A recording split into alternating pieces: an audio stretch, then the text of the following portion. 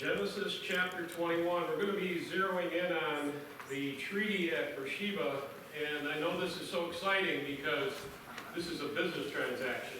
So this is a business deal, and as we look at this, it's interesting to me because of Abraham's perspective here. Abraham's matured a little bit. You know, it only took 125 years or so, but he's finally growing up in his faith. He's finally embracing his faith in a way that we can see actually progress as we look at these verses. The interesting thing here is that he makes a treaty with Abimelech. And there's a problem. There's issues that they want resolved. And so there has to be a confrontation. And most people are not comfortable with confrontations. Especially when it's with a boss or with an equal. Confrontations can make us nervous. The reason that there are conflicts and disagreements is because we're not all the same. We come at life from a different place. We have different experiences. We're at different levels of understanding. We have different goals, different time frames, and then you add to that sin, okay, a sinful nature that is bent towards ourselves and being very selfish, as well as the world maybe having that and not even having the same values. And so it's no wonder that there are disagreements, and there will be disagreements, and so then it necessitates the confrontation. Confrontations can be tough because you'd like to go, why didn't you do this? Or you did this to me. Or instead of laying out the problem or the issue or what we're feeling and laying that on the table. We can learn from Abraham because Abraham approaches Abimelech and confronts him about a situation. That's not normal for Abraham. Abraham struggles with confrontation. I don't know if you've noticed that. When they went down into Egypt, he and Sarah and Lot, he told his wife, he says, look, we'll tell people you're my sister because they'll kill me and take you. And so at least I'll still be alive. So there wasn't that ability. There wasn't that maturity in his faith and confidence in God where he could say, God will have this, we'll just live our lives the way God wants us to. When he came up to, after Sodom and Gomorrah, and he moved from the area and went down near the Philistines during their, probably because of the environment had not yet recovered, and so he had to find places for his herds. Excuse me. As he did that, he encountered Abimelech, and Abimelech, he said the same thing. He says, Sarah, look, they'll just kill me and take you, and so tell them you're my sister, and that way they'll leave me alive. And still not good at confrontations. And so we get here in this passage, by the time we get to chapter 22, which is just a few years later, or chapter 21, verse 22, we see that he has some confidence now that he is able to have that conflict and able to have that discourse and that disagreement and actually confront King Abimelech. Now, he's the leader of that area. This is his established area. They're still in the Negev. They're still in that desert area. And so it's very important that we understand that this is not up in the hills and in the shade trees where he was.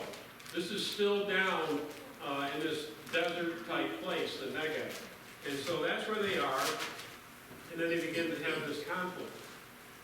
So where have we been in chapter 21? I think it's important that we understand where we've been. If you remember when we started chapter 21, we started out with the birth of Isaac, the promise. The promise was finally there, 100 years old. 100 years old. Abraham had a child, and they named him Isaac, which means to laugh. To laugh. And there's a reason for that, because Sarah laughed, Abraham laughed, everybody who heard of this laughed with them, in joy that God had given to them offspring, that God had given to them this promise. And so we have that in chapter 21, verses 1 down through about 7. And in verse 8, the child is weaned. He's weaned. They celebrate again this having a child that's growing and is healthy and is now going to be eating solid food. And of course, Hagar's son Ishmael begins to pick on him, and Sarah says, "That's it. Get rid of him." And so, which means turn them loose, turn them onto their own, free them. If you remember, Hagar was a slave given to Sarah when they were in Egypt. Remember that first time in Egypt when all that problem happened because the Pharaoh took her into his harem, and then lots of bad things happened to Pharaoh, and Pharaoh says, "What's going on?" He says, "Here, take your wife back and and have all these gifts that everything's fine, nothing happened, take them and go." Well, Hagar was part of that gift in leaving. And Hagar was the handmaid for Sarah. Now, at one point, Sarah got a little impatient because it wasn't happening. She was past the age of being able to have children. She could no longer do that. And so she gave Abraham Hagar so that he could have offspring. And so Ishmael was born. Ishmael was not the promise, however. The promise was for Abraham and Sarah to have a child. And that offspring, and they were going to be known as the parents of many, of a nation. And that they were going to bring blessing to the whole world, that their offspring was going to grow and be great, and they were going to be a great nation. And Abraham, his name was going to be great. And we see that a little bit in this story so far. We see that Abraham was a great person as far as when he went after Lot and rescued him. He took on some kings. He took on some enemies. He was known as someone who had some authority. He had some power. He was someone that you had to at least reckon with. You had to deal with it. And so, as we get to down through, of course, we know that Hagar and Ishmael were turned loose. They went out into the desert. God came to them, rescued them. They went into Egypt. And Ishmael he got married and became a great archer. And so that was the end of verse 20 of chapter 21. In verse 22, it says, "At that time." At that time. And so what's happening here is Abraham had just celebrated his son growing to the point of being able to eat, being weaned, so he's probably between 2 and 5. Okay, so Abraham's probably 105-ish, 6 maybe. And he's down, he's at that point where he has to deal with a problem. Something had happened. And so, it says, at that time, Abimelech, and Abimelech, of course, means father king. It's probably more of a title than a name, because 65 years later, we see this name again. So it's probably a title. It's probably not the same guy. And so this father king, and Phicol, I know I'm not saying that right, the commander of his forces, said to Abraham. So here's Abraham. Now Abraham's actually down at Beersheba, which isn't named that yet, where he had dug a well. And he's down at this well where this conflict had taken place. There was a conflict there between Abimelech's men and Abraham's men. And these guys came in to the well that Abraham had dug and physically removed it. I mean, this was a forceful, almost like a military act. They came in with swords drawn, with spears and bows, and chased them out. It was a harsh removal. We'll see that a little later. And so Abraham was down there at that, near the well, near that place that had been dug for water for his sheep and his animals. And there he was, and here comes Abimelech. You imagine looking up, and here comes the king. Well, there's the guy.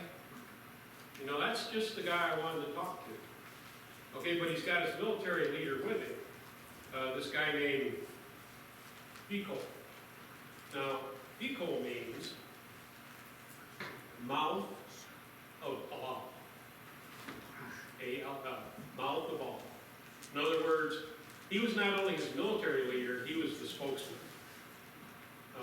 When I first saw this and read that that's what it meant, that's what his name meant, what flashed in my mind was back in the day when NASCAR was reigned, and Darrell Waltrip was one of the leading contenders for the cup, race after race. He was driving for Junior Johnson, and he had a nickname. His nickname was Jaws, because he would get up and just, if you're old enough to remember a guy named Cassius Clay that became Muhammad Ali, same thing, Jaws, and that's what flashed in my mind was that here's this guy, he is good at talking. He's the guy you want speaking up in these confrontations because he can handle it. Okay, he's quick on his feet. Words come easy, so he's the guy you want. And so here they come, and they said to Abraham, God is with you in everything you do. Wow, that's different. This is remember, this is the same guy that when he took Sarah and had her brought into his harem, God came to him and said, sure, you're a dead man, buddy. You touch her, you're dead. That's just the way it's going to be. Because she's part of the promise. Okay? She's Abraham's wife, and he absolutely panicked. And he went back to Abraham and he said, why would you do that to me? And why would you put me in that situation? And Abraham says, well, I knew you were godless. I knew you were a godless heathen, and you just killed me. So you're a murderer, godless heathen guy. Well, apparently, he was aware enough of God's presence that he could see God working in Abraham's life, and Abraham had been blessed in many ways. He also learned that if he blesses Abraham, good things happen. If he doesn't bless Abraham, bad things happen. He curses Abraham, he's cursed. And so he's understood that, and he's come to the realization that Abraham is a good guy to have on as your buddy. You don't want him as an enemy. His name is great at this point. Abraham's name is great. The promises are being fulfilled. And so as he says, God is with you in everything you do. Okay, in verse 23 it says, now swear to me before God, this is what he wants him to swear, that you will not deal falsehood with me. Okay, why would he say that? Well, maybe Abraham had a little issue with that before. It's amazing that Abraham is the father of faith. His name is great. God blesses him in everything he does. And he still has struggles with honesty. In other words, you can be all those things. And all those things because that's everybody. That's the way we are. We're not perfect people. We don't live in a perfect world. And so sometimes we do the wrong things. We say the wrong things. We get out of the wrong track. We just simply fall. says you need to be honest with me here. You need to be straightforward with me because we're talking about something that goes beyond us, Abraham. And this is what Abimelech says. He says, don't deal falsely with me, or my children, or my descendants. What's he saying? He's saying, Abraham, God has obviously blessed you past your son. He's given you this child. He's going to give you grandchildren. He's going to make you great. He's going to make you into a great nation. Promise me, swear to me, now that not only on our relationship, but as we go down the road in generationally,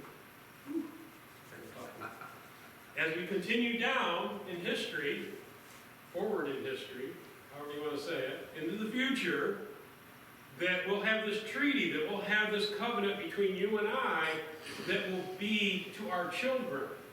And he wants it to be so that, he says that, show me and the country, show to me and to the country where you are living. Remember, he came into Abimelech's country, and Abimelech actually extended kindness to him and says, live wherever you want. Wherever you want will be fine, just, live wherever. Says, show to me that you are where you are living as an alien, the same kindness I have shown you. So Abimelech understands that there's a day coming when Israel's going to be greater than his descendants. Because God's blessing Abraham. And so he knew that to make an agreement there was a good thing. It was to say, okay, there's going to be a day when we're going to be the aliens in your country. And so deal with me the same way, in kindness, like you belong here. And so Abraham said, I swear. Okay, that's first covenant. And then as they begin to leave, Abraham said, we got another problem we got to deal with. I can't imagine how hard it was for Abraham at that point to look at Abimelech and say, we've got something we've got to get settled. There's an issue here that I've got to confront you with. Okay? What is it? Verse 25. Then Abraham complained to Abimelech about a well of water that Abimelech's servants had seized. That word seized means by force. That's what we talked about earlier, where Abimelech's men came in and took this well of water. What was the deal about the well of water? Water is the essential element to survive in the desert. I mean, this goes back past my experiences watching Westerns when I was growing up, okay, the early morning shows. This has to do with if you don't have water, you don't survive. Not here, not in this place. And so they would dig wells, and they would protect those wells because that was the source of everything. I mean, it could be the source for growing food. It was the source to water their animals. And without that, they didn't have animals. They didn't have herds. They didn't have flocks. They didn't have anything. And I'm sure Abimelech's men were out looking for water. I'm sure that they had been commissioned by Abimelech to, hey, they look a little parched. Go find me some water. I don't think Abimelech was out doing this, but I think he had sent his people because they wanted a place to bring their herds. They wanted a place to water their because that was like money to them. Their animals were like money. I mean, that's their currency. That was better than gold or silver at some points because it was food. It was the ability to survive and to have a large tribe, to have a large family. You couldn't do that without a herd. You had to have these fields, you had to have these plots, these places. And so, he said, look, he said, this is about this wall of water that your servants came and seized. But Abimelech said, in verse 26, he says, I don't know who has done this. I'm not so sure about that. But if you take him at his word,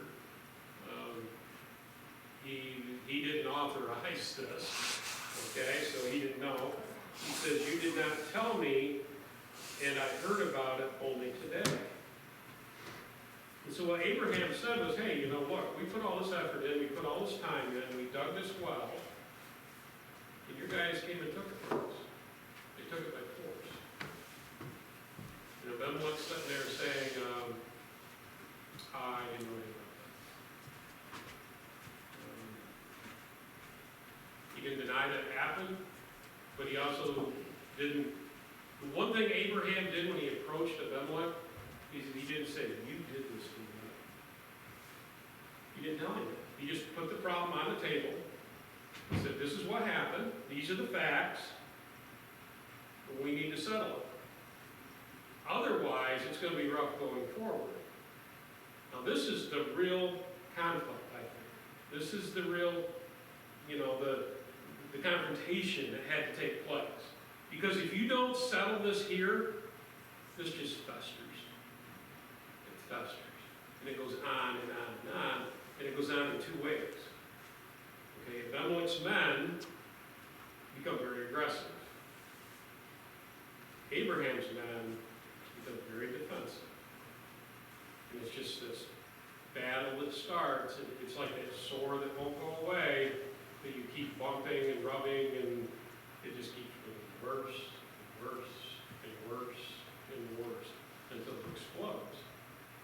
And so Abraham, against everything in him, I'm sure he's just inside is just, I don't want to do this. What if he reacts wrong? What if this goes bad? I'm not good at this situation. He says, we need to settle this. This is what happened. And so Abimelech said, oh, no problem. He said, I didn't know about it. He said, sorry that happened. We good? And so they, verse 27, so Abraham brought sheep and cattle and gave it to Abimelech, and the two men made a treaty. That was normal. That was okay. We agree. It's done. We exchange gifts. That's the way these treaties went. Still do. Verse 28 says, Abraham set apart 7 new lambs from the flock, and Abimelech asked Abraham, what is the meaning of these 7 new lambs that you have set apart by themselves? And so after the deal was done, after it was agreed upon, after the gifts were exchanged, Abraham does something a little different. He takes these 7 lambs. Now this is a pretty good gift. In this environment, this is they're young female lambs. And so they're healthy young female lambs, and he gives them, he sets them apart, and of course this is done publicly. Okay, there's an entourage there, his leaders are there, some military leaders there, and they're all there, and they're discussing this treaty. It all happens, and they exchange their gifts. Okay, it's good, we're not going to fight, we're not going to have any of those things.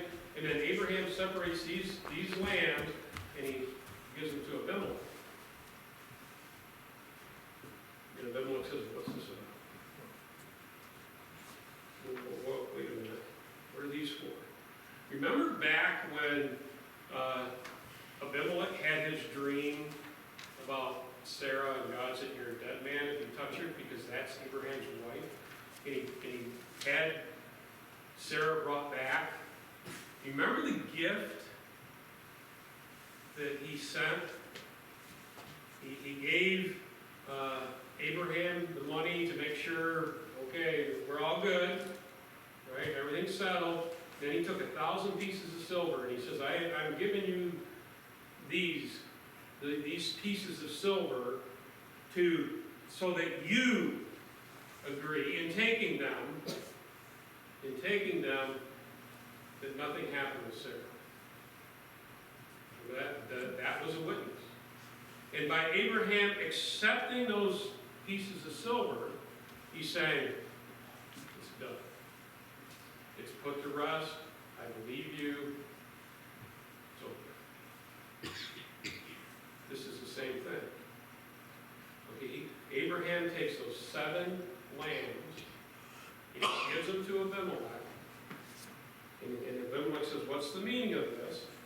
Verse 30, it says, he replied, accept these 7 lambs from my hand as a witness that I dug this well. By accepting those lambs, publicly, Abimelech is saying, that's Abraham's well. He dug it in front of all his leaders, in front of his people, in front of Abraham's people. He's acknowledging that that was the truth. That's the fact. It says, so the place, in verse 31, so the place was called Beersheba because the 2 men swore an oath there. Beersheba basically means place of 2 oaths. So it's, 2 treaties. Now, verse 32 says, after the treaty had been made at Beersheba, and Abimelech and people, the commander of the forces, returned to the land of the Philistines. So they went back home. Abraham planted a tamarisk tree, which I think is an evergreen. I may be wrong here, don't quote me. But that may be like an evergreen type tree. And tamarisk tree in Beersheba, and there he called upon the name of the Lord, the eternal God. And Abraham stayed in the land of the Philistines for a long time. So after the treaty was done, and after they went back, Abraham stopped, planted a tree, and then turned his focus to the Lord. Very worshipful attitude. But more than that, was an acknowledgement that the blessings come from God. Now look at what he says here. He calls upon the name of the Lord. Notice that's all capitals. That's Yahweh or Jehovah God. The eternal God. That's El Elyon. Everlasting God. Eternal God. What's the significance of that? The significance of that is that God is eternal. He is God yesterday, He's God today, He's God tomorrow. He is enough. Yesterday, today, and tomorrow. Just as we could trust Him yesterday, we can trust Him today, and we can trust Him tomorrow. That He focused on, He worshiped the God who is enough every day. And it doesn't matter if we're riding high because the promise was aborted. It doesn't matter if we're suffering because he had to send Hagar and Ishmael out. And it doesn't matter if he's struggling because there's a conflict that he is facing. God is God. And blessings come from God's hand, not from Abimelech. Blessings come from God. Just like they did yesterday, they do today, and they will tomorrow. He is God for every day. Now, what a picture. What a picture to live your life by. Because we all go into this, we're all going to go into this week. How many of you are expecting a confrontation? I hate confrontations. They're terrible. Because you never know if it's you're getting the right information.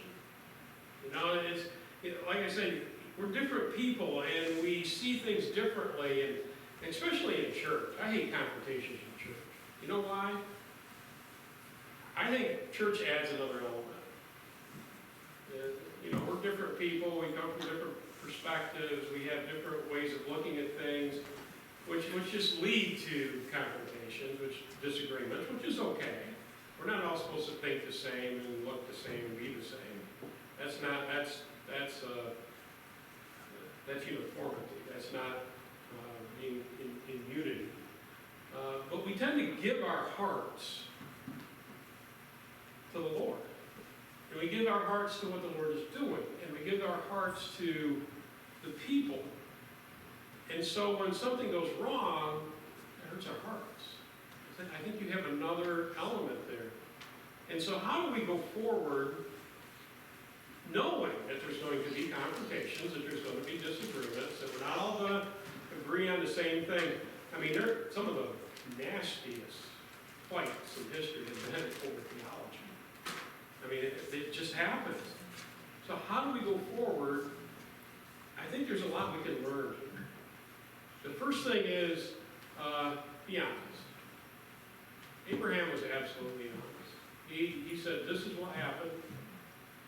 You know, I dug the well, you guys came in and took it. He was honest. We have to be honest with ourselves, we have to be honest with others. And you know, sometimes that's hard. It's hard because we want to be honest, but sometimes we don't have all the facts. Sometimes we don't have all the perspective. And sometimes we want to say, yeah, that's a really great car you're buying. And then they drive it off the lot and the transmission falls out of it. Well, we don't know everything about everything. And so sometimes things happen. When you add to that a sinful world that we're dealing with, that quite often it's intentional. We try to be honest.